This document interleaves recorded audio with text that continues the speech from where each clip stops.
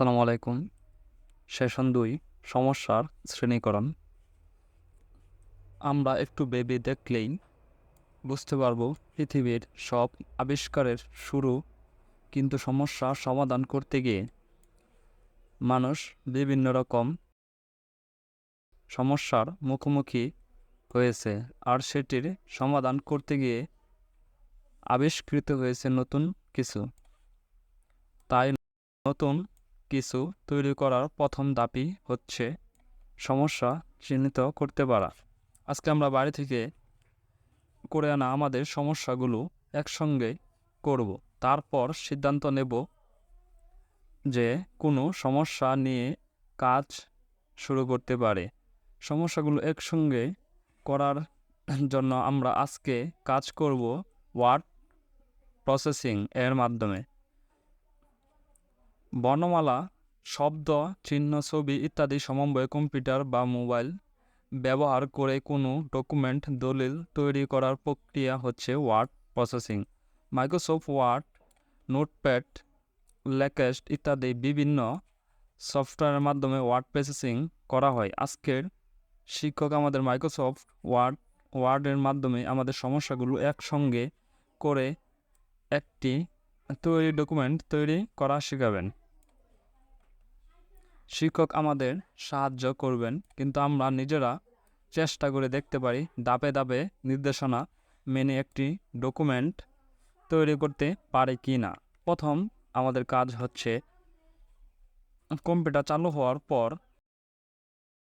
মাউসটি নিয়ে মাউসের ডান পাশে ক্লিক করে একটি বক্স আসবে, সেখানে একটি লেখা আসবে নিউ। দেখুন আমরা এমন একটি বক্স আসবে দ্বিতীয়ত বলা হয়েছে যে নিউতে কার্সর নিয়ে, কার্সর হচ্ছে এটা আমি যেটা মুভমেন্ট করতে কার্সর, একটি বক্স আসবে, সেখানে কম্পিউটার যে প্রোগ্রাম সফটওয়্যার আছে সবগুলো নাম আসবে। থেকে আমরা মাইক্রোসফট ওয়ার্ড ডকুমেন্টটি ক্লিক করব। এখানে নিউয়ে ক্লিক দেওয়ার পরে আমাদের আরেকটি উইন্ডো চলে আসছে। এটা এখানে দেখব আমাদের কম্পিউটারে কী কী সফটওয়্যার ইনস্টল করা আছে। এখানে দেখব মাইক্রোসফট ওয়ার্ড ডকুমেন্ট 3 নম্বর, কম্পিউটারে মাইক্রোসফট ওয়ার্ড ডকুমেন্ট নামে একটি ফাইল তৈরি হয়ে যাবে। একই কাজ স্টার্ট মেনু থেকেও করা যায়। তাহলে আমরা এটুকু আমরা প্র্যাকটিক্যালি দেখব। মাইক্রোসফট ওয়ার্ড ডকুমেন্ট তৈরি হয়ে যাওয়ার পর পরবর্তী পৃষ্ঠায় যাই। 4 নম্বর, সে ফাইলের উপর মাউসটি নিয়ে গিয়ে আবার মাউসের উপর রাইট ক্লিক বা ডান পাশে ক্লিক করি।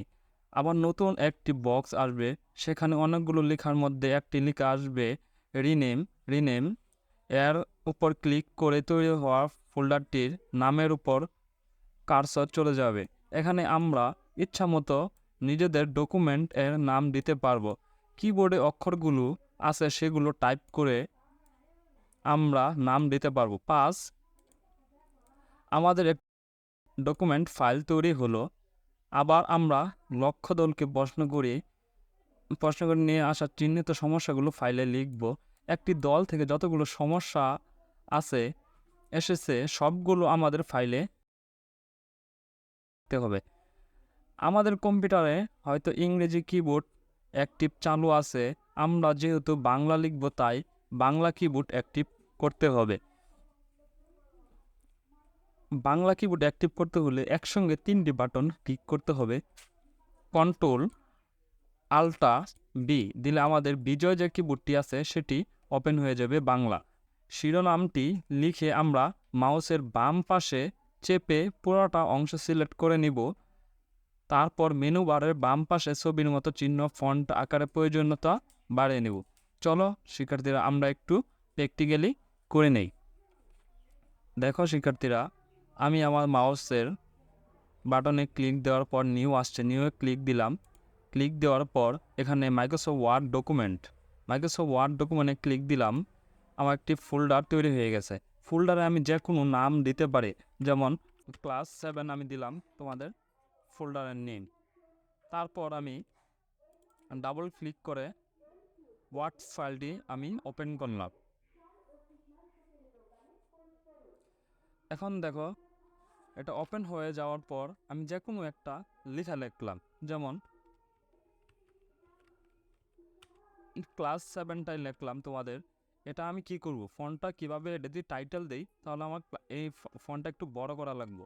দেখো এখানে আমি সিলেক্ট করলাম, সিলেক্ট করে এই যে ফন্ট অপশনে গিয়ে আমি ফন্টটা কত সাইজ দিতে চাই, 24 দিলে এই যে ফন্টটা একটু বড় হয়ে গেছে। আমি যদি একটু বেশি দেই তাহলে একটু বড় হয়ে যেতে। ধন্যবাদ শিক্ষার্থীরা। আমরা আগামী সেশন দেখব সেশন 3 শর্টকাট কি। ধন্যবাদ।